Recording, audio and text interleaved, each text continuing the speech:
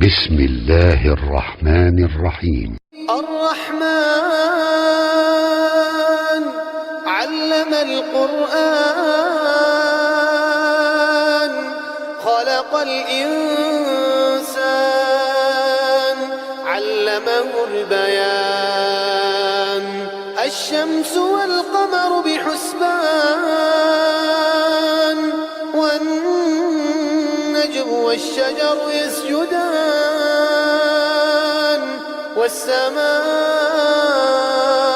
رفعها ووضع الميزان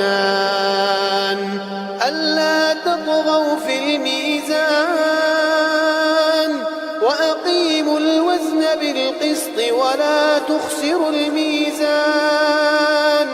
والأرض وضعها للأنام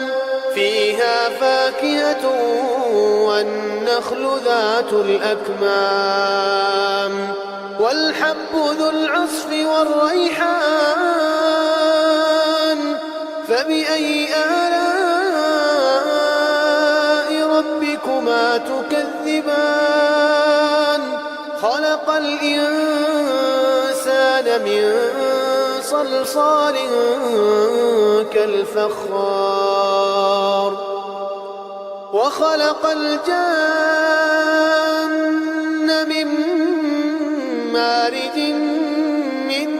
نار فبأي آلاء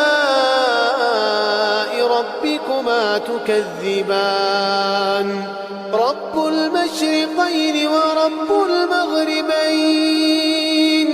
فبأي آلاء ربكما تكذبان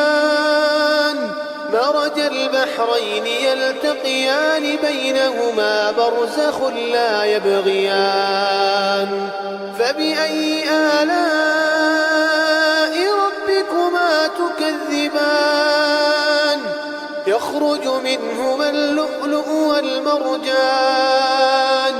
فبأي آلاء ربكما تكذبان وله الجوار المنشآت في البحر كالأعلام فبأي آلاء ربكما تكذبان كل من عليها فان ويبقى وجه ربك ذو الجلال والإكرام فبأي آلاء ربكما تكذبان يسأله من في السماوات والأرض كل يوم هو في شأن فبأي آلاء ربكما تكذبان سنفرغ لكم أيها الثقلان فبأي آلاء ربكما تكذبان يا معشر الجن والإنس إن استطعتم أن تنفذوا من أقطار السماوات والأرض فانفذوا